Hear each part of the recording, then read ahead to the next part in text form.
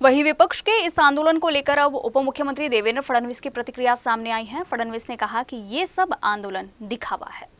माझा महाविकास आघाडीला सवाल आहे, त्यांनी एक तरी लाल किल्ल्यावरनं इंदिराजींचं भाषण दाखवावं, ज्याच्यामध्ये इंदिराजींनी छत्रपती शिवाजी महाराजांचं नाव घेतलेलं आहे। महाविकास आघाडीने याचे उत्तर दिलं पाहिजे की नेहरूजींनी छत्रपती शिवाजी महाराजांच्या बद्दल त्यांच्या डिस्कवरी ऑफ इंडियामध्ये जे लिहिलं त्याबद्दल महाविकास आघाडी माफी मागणार आहे का?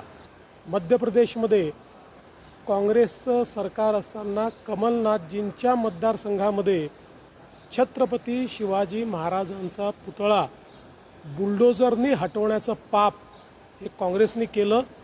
त्याची महाविकास आघाडी आणि काँग्रेस माफी मागणार आहे का? महाविकास आघाडी केवळ निवडणुका डोळ्यासमोर ठेवून अशा प्रकारचं आंदोलन करत आहे आणि देशाच्या प्रधानमंत्र्यांनी थेट त्या ठिकाणी छत्रपती शिवाजी महाराजांची माफी मागितली आहे, शिवप्रेमींची माफी मागितली आहे। त्यानंतर हे राजकारण करणं हा त्यांच्या मनाचा कोतेपणा आहे, हे निव्वळ शुद्ध राजकारण आहे।